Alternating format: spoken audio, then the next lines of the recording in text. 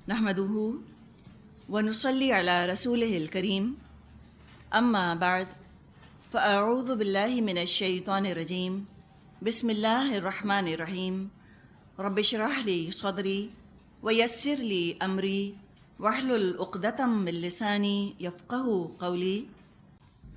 سورہ کہف کے بارے میں تھوڑی سی ہم ابتدائی بات کر لیتے ہیں۔ سورۃ الکہفی مکی صورت ہے، 12 رکوع ہیں اور 110 آیات ہیں۔ کہف کا مطلب ہوتا ہے غار، کیو۔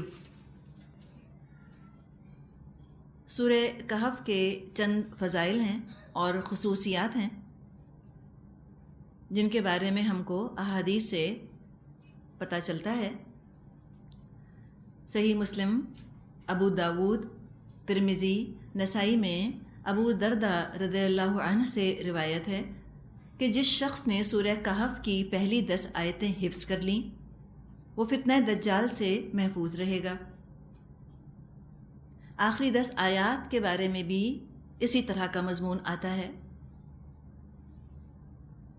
مسند احمد میں سہل بن معاذ رضی اللہ عنہ سے روایت ہے، رسول اللہ صلی اللہ علیہ وسلم نے فرمایا کہ جو سورہ کہف کی پہلی اور آخری آیات پڑھ لے اس کے قدم سے سر تک ایک نور ہو جاتا ہے، اور جو پوری سورت پڑھے اس کے لیے زمین سے آسمان تک نور ہو جاتا ہے۔ بہقی میں روایت ہے عن ابی سعید الخدری رضی اللہ عنہ ان النبی صلی اللہ علیہ وسلم قال من قرأ سورة الکہف فی یوم الجمعۃ اضاء له النور ما بین الجمعتین، جو شخص جمعے کے دن اس کو پڑھے اس کے لیے 2 جمعوں کے درمیان نور روشن ہوگا۔ علی رضی اللہ عنہ سے روایت ہے، نبی اکرم صلی اللہ علیہ وسلم نے فرمایا جو شخص جمعے کے دن سورۃ الکہف پڑھے گا وہ 8 روز تک ہر فتنے سے محفوظ رہے گا، اور اگر دجال نکل آئے تو اس کے فتنے سے بھی بچ جائے گا۔ بخاری میں ایک صحابی کا قصہ آتا ہے کہ وہ نماز پڑھنے کھڑے ہوئے، اتنے میں ان کا گھوڑا جو پاس ہی بندھا ہوا تھا وہ بدکنے لگا، یعنی اپسیٹ ہونے لگا۔ جب انہوں نے دیکھا تو ایک بدلی تھی، بدلی کہتے ہیں چھوٹے سے بادل کو، چھوٹا سا کلاؤڈ آ گیا تھا، ایک بدلی تھی جس نے سایہ کیا ہوا تھا۔ نبی اکرم صلی اللہ علیہ وسلم سے اس واقعے کا انہوں نے ذکر کیا۔ آپ نے فرمایا یہ سکینت تھی جو نازل ہو رہی تھی۔ اکثر لوگ کہتے ہیں کہ ہمارے گھروں میں سکون نہیں ہے یا ہمیں بے چینی سی گھروں کے اندر رہتی ہے، اس کے لیے اگر وہ ہر جمعے کو سورۃ الکہف کی تلاوت کر لیا کریں، اور خود تلاوت اگر نہیں آتی تو کیسٹ لگا دیں تاکہ قرآن کی آواز ان کے گھر میں گونج جائے، انشاءاللہ تعالی بہتری ہوگی۔ انس رضی اللہ عنہ سے روایت ہے، نبی اکرم صلی اللہ علیہ وسلم نے فرمایا سورہ کہف پوری کی پوری ایک وقت میں نازل ہوئی اور 70,000 فرشتے اس کے ساتھ تھے، یعنی کہ یہ ایک ہی مسلسل خطبہ ہے جو کہ نازل ہوا اور بہت سارے فرشتے اس کے ساتھ آئے تھے۔ دراصل یہ اس کی عظمت اور اس کی شان کو یہ بات ظاہر کر رہی ہے۔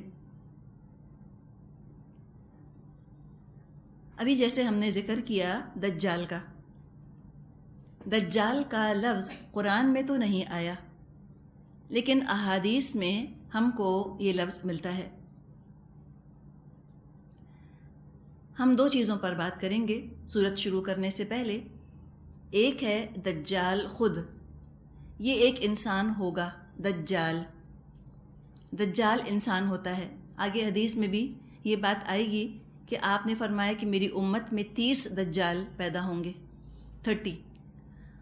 30 دجال ہوں گے، اور ایک دجال سب سے بڑا ہوگا، المسیح الدجال۔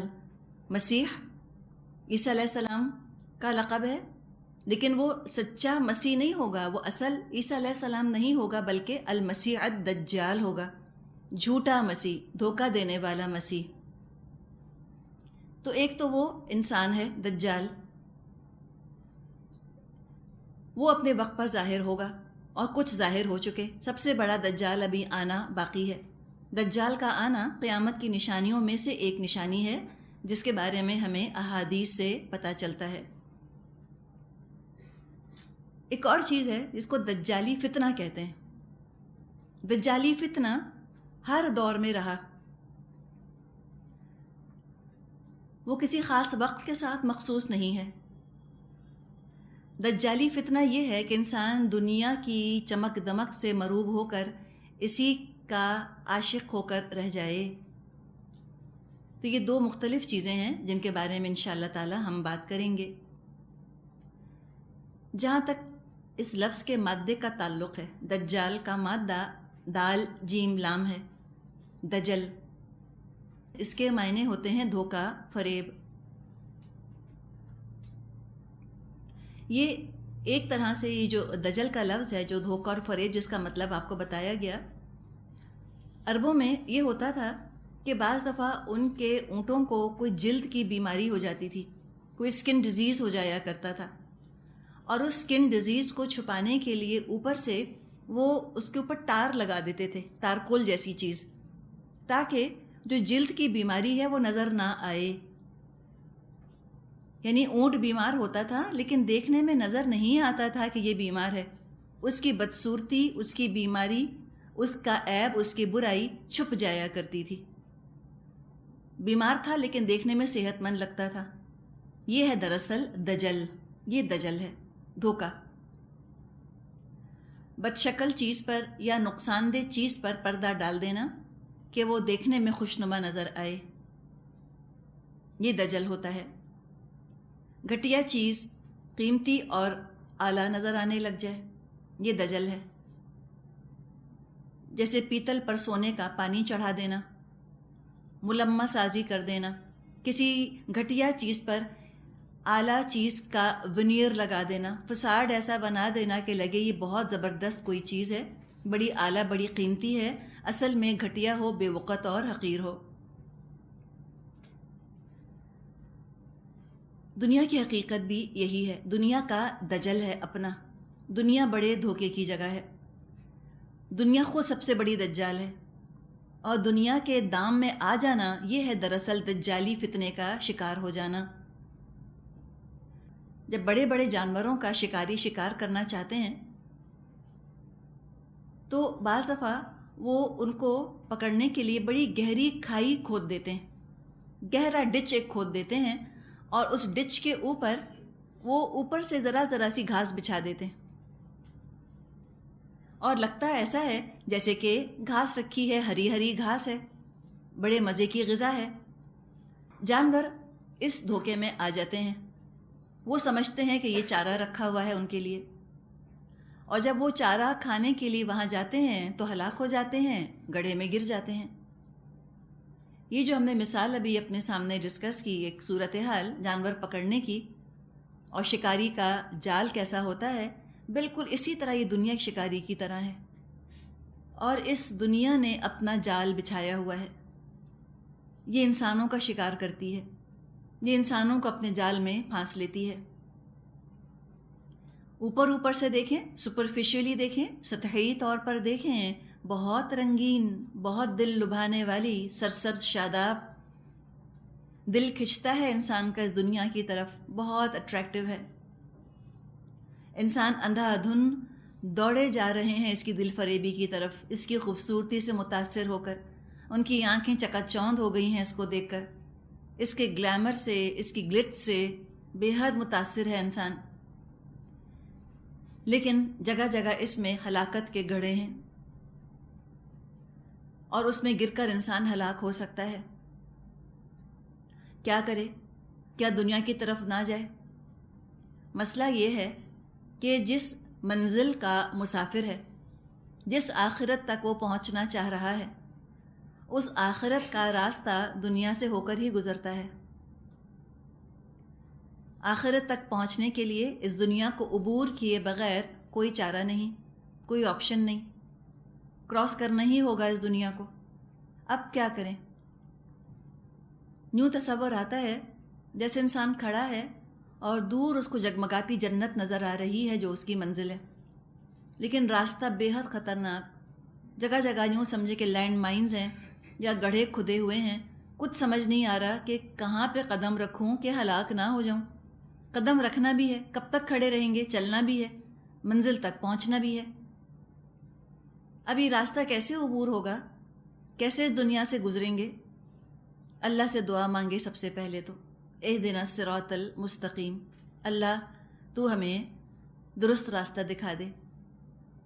صراط مستقیم وہ راستہ ہے جو سلامتی کے ساتھ، عافیت کے ساتھ انسانوں کو دنیا عبور کروا دیتا ہے، دنیا کراس کروا دیتا ہے. اللہ تعالیٰ نے اس راستے کی رہنمائی کے لیے نور بھی اتارا. گھپ اندھیرے میں تو ہلاکت کے امکانات بہت زیادہ بڑھ جاتے ہیں. اور آپ نے دیکھا ہوگا کہ نہ صرف ایک ٹارچ ہے جو لوگوں کے پاس ہوتی ہے، بعض دفعہ لوگوں کے پاس ایسے گیجٹس، ایسے آلات ہوتے ہیں جو ان کو انفرا ریڈ لائٹس بھی دکھا دیں، یا میٹل ڈیٹیکٹر ان کے پاس ہوتا ہے، یا مائن ڈیٹیکٹر ان کے پاس ہوتا ہے. مختلف چیزیں ہوتی ہیں کہ جس سے وہ راستے کے خطرات کو پہچان جاتے ہیں اور ان سے پھر اپنا دامن بچا لیتے ہیں. اس قرآن کو ہم نور کہیں یا ہم اس کو مائنڈ ڈیٹیکٹر کہیں یا ہم اس کو کچھ بھی کہہ لیں، بہرحال یہ ایک ایسا اللہ تعالیٰ نے ہمارے لیے ذریعہ اتار دیا ہے کہ اس کو جو اپنے ہاتھوں میں لے کر اور دنیا کا سفر شروع کرے گا، انشاءاللہ تعالیٰ کسی ہلاکت کے گڑھے میں نہیں گرے گا. اب دنیا اس کو نقصان نہیں پہنچا سکے گی. اس کتاب کی روشنی میں اس کو رہنما بنا کر اپنا سفر شروع کرے گا. جب انسان ٹارچ ہاتھ میں لیتا ہے تو ٹارچ کو پیٹھ کے پیچھے وہ نہیں چھپا دیتا، یا پرس کے اندر، بیگ کے اندر بند کر کے نہیں رکھ دیتا. صرف اس کو یہ اطمینان رہے کہ میرے پاس ٹارچ ہے تو بند ہے، اور بیگ کے اندر میں نے اس کو رکھا ہوا ہے لیکن ہے تو میرے پاس. جو اس کے پاس ہے لیکن بند کر کے بیگ میں رکھ دیا تو فائدہ؟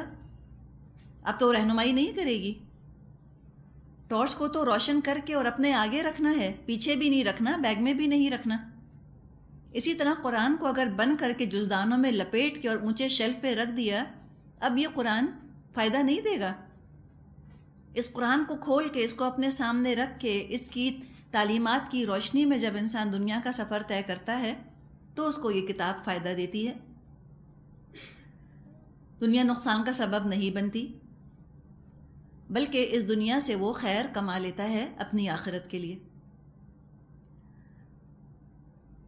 آخرت آخر اسی دنیا میں رہ کر کمانی ہے.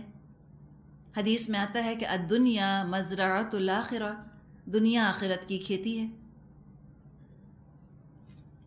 تو لہٰذا کھیتی تو یہیں پر اگانی ہے، لیکن کوئی عقل مند جو ہے وہ لینڈ مائنز والی زمین پر کھیت نہیں اگاتا. وہ تو کسی لمحے ایسی کھیتی جو ہے وہ راکھ کا ڈھیر بن سکتی ہے. تو انسان کو پتہ ہونا چاہیے کہ میں کہاں عمل کر سکتا ہوں، کہاں مجھے عمل نہیں کرنا، کون سا عمل بیکار ضائع جائے گا، کون سا عمل جو ہے وہ کام آئے گا. اللہ تعالیٰ نے اپنی کتاب بھی نازل فرمائی، اور اللہ تعالیٰ نے انبیاء کو اور رسولوں کو بشیر اور نذیر بنا کر بھی بھیجا. خطرے کی جگہوں سے آگاہ کر دیا، کتاب نے بھی اور رسولوں نے بھی. وہ نذیر ہوتے ہیں، وارن کر دیتے ہیں کہ دیکھو یہاں ڈینجر ہے، یہاں خطرہ ہے. عقل والوں کے لیے، آنکھوں والوں کے لیے تو قرآن بہت بڑی نعمت ہے. قرآن اور رسول بتا دیتے ہیں کہ دیکھو یہاں تم عمل کرو، یہاں تم کو فائدہ ہوگا، خوشخبری سنا دیتے ہیں. تو جو اولو الالباب ہوتے ہیں، اولو الابصار ہوتے ہیں، وہ تو آگے بڑھ کر خوشیاں مناتے ہوئے، رحمت سمجھتے ہوئے اس کتاب کو، اس قرآن کو ہاتھوں ہاتھ لے لیتے ہیں. ان کے لیے اس سے بڑھ کر بلیسنگ اور انعام اللہ کا اور کچھ نہیں. اور یہی لوگ ہیں جو کہ حقیقت پسند لوگ ہیں. یہ دنیا کا دھوکہ سمجھ گئے ہیں. دھوکہ اور ہلاکت اب ان کو نقصان نہیں دے گا. یہ دھوکے میں نہیں آئیں گے دنیا کے، یہ ہلاک نہیں ہوں گے. اور یہی ہے متقی جو دنیا کا دھوکہ سمجھ جائیں اور اس دنیا کے دھوکے سے جو بچنا چاہیں. اور ایسے ہی لوگوں کے لیے قرآن کتاب ہدایت ہے، ہدی للمتقین ہے. لیکن یہ عقل مند ہیں بہت کم، آٹے میں نمک کے برابر. زیادہ تر انسان دنیا کے دجل میں آ چکے، پہلے بھی، اب بھی، آئندہ بھی. جو دنیا کے دجل کو نہیں سمجھا وہ سمجھے کہ دجالی فتنے کا شکار ہو گیا. اور وہ فتنہ یہ ہے کہ دنیا اپنے اندر اتنا گم کر لے، اس درجے اپنی طرف متوجہ کر لے انسان کو، ایسا لبھا لے، ایسا رجھا لے، ایسا اپنا عاشق بنا لے کہ بس اسی کے ہو کر رہ جائیں، یہی حواسوں پر چھا جائے، اٹھتے بیٹھتے رات دن لاک آن ہو جائے، obsessive compulsive بیہیویئر ہو جائے انسان کا دنیا کے ساتھ، سوچے تو دنیا کے بارے میں، بولے تو دنیا کے بارے میں، سنے تو دنیا کے بارے میں، عمل کرے تو صرف دنیا کے لیے، آگے اور پیچھے اور دائیں اور بائیں، اوپر نیچے، ہر طرف دنیا نظر آئے اس کو، اور کچھ نہیں، یاد ہی نہ رہے کہ اصل گھر، اصل منزل اس کی کون سی تھی۔ ہر چیز جو ہے وہ تو اپنے اصل کی طرف لوٹتی ہے، کل شیء یرجع الی اصلہ، ہر چیز اپنے اوریجن کی طرف لوٹ جاتی ہے۔ یہ یاد ہی نہ رہے کہ میں کہاں سے آیا ہوں، مجھے جانا کہاں ہے، دنیا ایک نشے کی طرح اس کے حواس پر چھا گئی، ایڈکٹ ہو گیا دنیا کا۔ اب یہ جو ایڈکشن ہے دنیا کا، یہ ہم دیکھ رہے ہیں کہ سائنس کی ترقی کے ساتھ بڑھتا چلا جا رہا ہے، مٹیریل پروگریس کے ساتھ ساتھ اس دنیا کا دجل پہلے کی نسبت کئی گنا زیادہ بڑھ چکا ہے۔ جتنا آج 21 سینچری کے رہنے والوں کو دنیا کے دجل کا خطرہ ہے، اتنا 18 سینچری والوں کو شاید نہ تھا، شاید 5 سینچری والوں کو اتنا نہ تھا۔ یہ دنیا جتنی آج irresistible ہے، جتنی گلیمرس ہے، اتنی پہلے نہیں تھی۔ انسانوں کا معاملہ یہ ہوتا ہے کہ ان پر بچپن آتا ہے، پھر جوانی آتی ہے، پھر جوانی کو زوال آ جاتا ہے، بڑھاپا آ جاتا ہے، انسان بد شکل ہو جاتے ہیں، کمزور ہو جاتے ہیں، بوڑھے ہو جاتے ہیں۔ یہ دنیا جو ہے یہ تو ایسی جادوگرنی ہے کہ اس پر تو کبھی بڑھاپا آتا ہی نہیں، جتنا زیادہ وقت گزرتا ہے اتنی زیادہ جوان ہو جاتی ہے، اتنی زیادہ حسین ہو جاتی ہے، اتنی زیادہ الرنگ ہو جاتی ہے، اتنی زیادہ یہ ٹیمپٹنگ ہوتی چلی جا رہی ہے۔ جتنا وقت زیادہ گزر رہا ہے اتنی زیادہ خوبصورت اور یہ دلکش اور رعنائی سے بھرپور ہو رہی ہے۔ وجہ یہ ہے کہ آج دولت بہت کچھ خرید سکتی ہے، اور دولت نے بہت فرق بھی پیدا کر دیا ہے لوگوں کے رتبے میں، لوگوں کے درجات میں۔ دولت والے آج وہ چیزیں خرید سکتے ہیں کہ جن کا پہلے تصور بھی نہیں تھا۔ حالانکہ پہلے زمانے میں بھی آخر لوگوں کے پاس یقیناً دولت ہوا کرتی تھی، لیکن کیا تھا؟ ایک پنکھا ہی تھا۔ غریب تھا، اپنی کٹیا میں بیٹھا ہوتا تھا، اپنے ہاتھ سے پنکھا چل رہا ہوتا تھا۔ محل میں جو بادشاہ رہ رہا ہوتا تھا وہ کیا کر لیتا تھا؟ بہت سے بہت ایک غلام ہوتا تھا جو اس کو مور کے پروں سے پنکھا جل رہا ہوتا تھا۔ تو پنکھا تو دونوں ہی کے پاس تھا، ایک کے پاس ذرا کم، ایک کے پاس تھوڑا زیادہ۔ لیکن آج آپ دیکھیں کہ اس دولت نے کتنا فرق پیدا کر دیا ہے، کتنی زیادہ لگژریز ہیں جو کہ پیسہ آج خرید سکتا ہے۔ اتنی ویرائٹی، اتنی چوائس تو پہلے کبھی نہیں تھی۔ آج پیسہ خدا بن گیا ہے، پہلے بھی تھا لیکن آج تو لوگوں نے سمجھا کہ پیسہ سبھی کچھ کر سکتا ہے، اور واقعی سائنس کی ترقی نے پیسے کو بہت طاقتور بنا دیا۔ پیسے کا بائنگ پاور بہت بڑھ گیا ہے پہلے کے مقابلے میں، وہ حقیقتاً لوگوں کا خدا بن گیا۔ او مائٹی ڈالر، ڈالر جو ہے وہ نعوذ باللہ خدا ہی ہے۔ ایسے ایسے کام پیسے سے ہو جاتے ہیں جو پہلے صرف جادو کے ذریعے ہوا کرتے تھے۔ آج آپ پیسے سے صحت خرید سکتے ہیں، نئے گردے خرید سکتے ہیں، نیا دل خرید سکتے ہیں، نئی شکل خرید سکتے ہیں، نئے سرے سے کم از کم جوانی کی امنگیں تو نہیں خرید سکتے لیکن دیکھنے میں جوان نظر آ سکتے ہیں۔ بالوں کا رنگ بدلوا لیں، آنکھوں کا رنگ بدلوا لیں، ناک بدلوا لیں، آنکھوں کا شیپ چینج کر لیں، موٹے جو ہیں وہ دبلے ہو جائیں، بد شکل جو ہیں خوبصورت ہو جائیں، تو یہ جادو والی چیزیں ہیں نا، میجک پاورز لگتا ہے کہ آ گئے ہیں آج پیسے کے پاس۔ اور اس پیسے نے کنزیوم کر لیا ہے آج کل انسانوں کو، کنزیومر اورینٹڈ سوسائٹیز بن گئی ہیں۔ اور کنزیوم جو یہ لفظ ہم انگلش کا استعمال کرتے ہیں، یہ میرے خیال ہے گریک میں یا اٹیلین میں شیطان کے لیے نام آتا ہے، کنزیوم۔ کنزیوم کر لیا ہے اس پیسے نے انسانوں کو، اپنی لپیٹ کے اندر، اپنے جال میں لے لیا ہے پوری طرح سے۔ ایسا محسوس ہونے لگ گیا ہے کہ سائنس سب کچھ کر سکتی ہے، لہٰذا اللہ کی ضرورت لوگوں کو زندگیوں میں محسوس نہیں ہوتی جن کے پاس پیسہ آ گیا۔ اب انہوں نے کہنا شروع کر دیا کہ religion is for the have nots. جن کے پاس کچھ نہیں پیسہ ہوتا وہی بیٹھ کے اللہ اللہ کرتے رہتے ہیں، اس لیے کہ اللہ ان کی ضرورت پوری کرتا ہے. اور جن کے پاس پیسہ ہے ان کو اللہ کی ضرورت نہیں، پیسہ ان کی ہر ضرورت پوری کر رہا ہے، وہ کیوں اللہ اللہ کریں؟ نعوذ باللہ. سائنس خدا بن کر بیٹھ گئی ہے. بھول گیا انسان کہ یہ جو سائنٹیفک لاز ہیں، نیچرل لاز ہیں، ان کا بنانے والا اللہ ہی تو ہے، اور یہ قوانین اللہ کے محتاج ہیں. اللہ چاہے گا تو یہ سب فائدہ پہنچائیں گے، اور اگر وہ نہ چاہے گا تو یہ چیزیں فائدہ نہیں پہنچا سکتی. ما شاء اللہ کان وما لم یشاء لم یکن. جو اللہ چاہتا ہے ہوتا ہے، جو وہ نہیں چاہتا نہیں ہو سکتا. اتنی بڑی حقیقت اس دجل کے پیچھے چھپ کے رہ گئی ہے. اور یہی انسان کا امتحان ہے کہ اس دجل کا پردہ وہ چاک کر سکتا ہے یا نہیں، اس کرٹن کو ہٹا سکتا ہے کہ نہیں، اس ونیئر کے پیچھے بھی دیکھ سکتا ہے یا نہیں، اسباب کے پردے کے پیچھے انسان اپنے رب کو پا سکتا ہے یا نہیں. ایسا تو نہیں کہ انہی ویز اینڈ مینز، انہی اسباب کے اندر الجھ کر رہ جائے، انہی کو معبود بنا لے، انہی کو سر آنکھوں پر بٹھا لے، انہی کو پوجنے لگ جائے. تو دیکھنا یہ ہے کہ مسبب الاسباب تک پہنچ سکتا ہے یا نہیں. ایسا تو نہیں کہ اس نے اپنا ہدف، اپنا ٹارگٹ اتنا گھٹیا رکھا ہو اور وہ انہی چیزوں میں بس الجھ کر رہ جائے اور اللہ کو نہ پا سکے. اللہ نے تو دنیا کو واقعی بڑا مزین کیا ہے، اللہ نے بڑا میک اپ کیا ہے اس دنیا کا.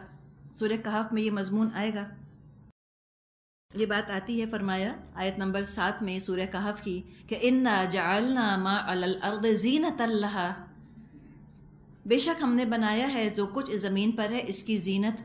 لِنَبْلُوَهُمْ أَيُّهُمْ أَحْسَنُ عَمَلًا، تاکہ ہم آزمائیں کون ہے تم میں سے اچھا عمل کرنے والا. وہ کسی نے کہا ہے کہ رخ روشن کے آگے شمع رکھ کے وہ یہ کہتے ہیں ادھر جاتا ہے دیکھیں یا ادھر کو پروانہ آتا ہے.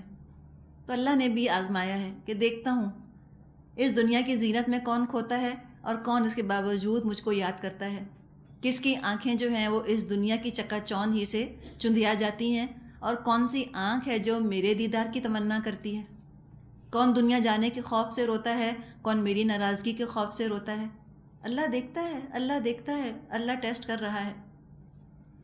دنیا کو اللہ نے زیور پہنایا ہے، اس کو زیبائش دی ہے، اس کی زینت کی ہے، آرائش، دل لبھانے کی، دل رجھانے کی، دل موہ لینے کی صلاحیت ہے اس کے اندر.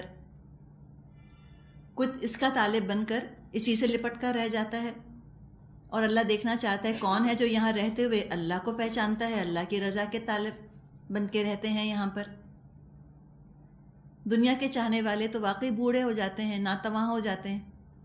دنیا جوان رہتی ہے، جیسے ایک بے وفا محبوبہ ہو کہ اس کا چاہنے والا تو بوڑھا ہو کے مر جائے، پھر وہ کسی اور کی گود میں چلی جائے. یہی اس دنیا کا حال ہے. اتنی بے وفا ہے یہ دنیا جس کے پیچھے ہم لٹے چلے جاتے ہیں، ہم اسی کی بات کی چلے جاتے ہیں. جیسے کہ ہر کمپنی کا کوئی انسگنیا ہوتا ہے، سمبل ہوتا ہے، جیسے پتہ چلتا ہے کہ فلاں شخص اس کمپنی میں کام کرتا ہے، اسی طرح دنیا سے جو محبت کرنے والے ہیں ان کی بھی ایک پہچان، ایک سمبل، ایک انسگنیا ہے ان کا، اور وہ ہے مال کی محبت. نبی اکرم صلی اللہ علیہ وسلم نے اپنی امت کے لیے جو فتنہ قرار دیا وہ مال کو قرار دیا. کعب بن عیاض رضی اللہ عنہ سے روایت ہے، فرماتے ہیں میں نے رسول اللہ صلی اللہ علیہ وسلم سے سنا، آپ ارشاد فرماتے تھے ان لکل امت فتنۃ وفتنۃ امتی المال. ہر امت کے لیے کوئی خاص آزمائش ہوتی ہے اور میری امت کی خاص آزمائش مال ہے. ترمذی میں یہ روایت موجود ہے. مال ملتا ہے تو اکثر نافرمانی کے کام زیادہ ہونے لگتے ہیں. مال کے آنے میں زیادہ توجہ یہ ہونے لگتی ہے اب کہاں خرچ کریں، اب کہاں خرچ کریں، اب کیا کریں، اب کیا کریں. اور اس کے بعد تکبر آتا ہے، تبذیر ہوتی ہے، لالچ اور آتی ہے دل کے اندر، پھر ریاکاری تک بات چلی جاتی ہے، دکھاوا کرنے لگتا ہے انسان. زندگیاں پرسکون تو خاک ہوں اور مصنوعی ہو کر رہ جاتی ہیں. جتنا جتنا پیسہ زیادہ آتا ہے اتنا انسان آرام طلب ہوتا چلا جاتا ہے، سہل پسند.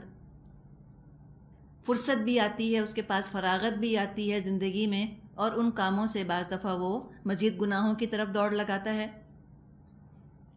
جب پیسہ زیادہ ہوتا ہے، گھر میں کچھ کام کاج کرنا نہیں، ہاتھ پاؤں ہلانا نہیں، اب بوریت ہونے لگتی ہے، کیا کریں؟ لہٰذا اس بوریت کو دور کرنے کے لیے پیسے والے لوگ نت نئے مشاغل اختیار کرتے ہیں، نئی نئی رسومات، انٹرٹینمنٹ کے نئے نئے طریقے ایجاد کرتے ہیں۔ ان میں پڑھ کر اللہ سے مزید دوری پیدا ہوتی ہے اور غافل ہو جاتے ہیں۔ نیٹ رزلٹ یہ ہوتا ہے، اللہ کا تو کچھ بگاڑ نہیں سکتے، دنیا ساری حاصل کر نہیں سکتے، ہاں اپنا چین، اپنا اطمینان ان کا رخصت ہو جاتا ہے۔ یہ جو پیسہ ہے، اس پیسے سے جہاں انسان تیزی کے ساتھ برائی کی طرف جا سکتا ہے، اسی تیزی سے دین کی طرف آ سکتا ہے۔ فرصت فراغت اگر پیسہ فراہم کر رہا ہے، وہ زیادہ تیزی دکھاتا ہے اللہ کے کاموں کے اندر، زیادہ خرچ کرتا ہے اللہ کی راہ میں، لوگوں کی ضروریات پوری کرتا ہے، آخرت حاصل کر لیتا ہے، دنیا کے دجل سے بچ گیا۔ تو پیسہ خود اپنی ذات سے برا نہیں، اس کا استعمال دراصل فیصلہ کن ہوتا ہے کہ وہ انسان کے لیے فائدہ مند ہوا یا نقصان دہ ہوا۔ یہ جتنی ہم نے ابھی بات کی، یہ ہے دجالی فتنہ، یہ ہمیشہ سے رہا اور یہ رہے گا۔ اللہ تعالیٰ اس سے ہمیں بچائے۔ سورہ کہف کے جو مضامین آئیں گے، اس میں دنیا کی دجل کی حقیقت بتائی گئی ہے، دنیا کے دجل کی حقیقت کھول کے بتا دی کہ تمہیں ظاہری طور پہ جو نظر آ رہا ہے ایسے ہے نہیں، معاملہ اس سے مختلف ہے۔ تم ذرا سا ڈیپتھ اختیار کر کے دیکھو، ڈیپتھ میں جا کر دیکھو حقیقت کیا ہے۔ تو یہ تو بات ہوئی دجالی فتنے کی۔ اب ایک ہے دجال شخص، ایک خاص شخص جس کی خبر احادیث میں ہم کو دی گئی ہے اور جس کے شر سے ہر نبی نے پناہ مانگی۔ صحابہ فرماتے ہیں کہ نبی اکرم صلی اللہ علیہ وسلم نماز میں پڑھنے کی دعا ہم کو سکھایا کرتے تھے، اور اتنے اہتمام سے وہ دعا آپ ہم کو سکھایا کرتے تھے جس اہتمام سے آپ قرآن کی آیتیں ہمیں یاد کرایا کرتے تھے۔ اور وہ دعا ہے، اللہم انی اعوذ بک من عذاب جہنم واعوذ بک من عذاب القبر واعوذ بک من فتنة المسیح الدجال واعوذ بک من فتنة المحیا وفتنة الممات۔ یہ دعا کہ اللہ میں تیری پناہ حاصل کرتا ہوں جہنم کے عذاب سے، قبر کے عذاب سے، اور مسیح الدجال کے فتنے سے، اور اللہ زندگی اور موت کے فتنوں سے میں تیری پناہ حاصل کرتا ہوں۔ یہ دعا آپ قرآن کی آیتوں کی طرح صحابہ کو سکھایا کرتے تھے۔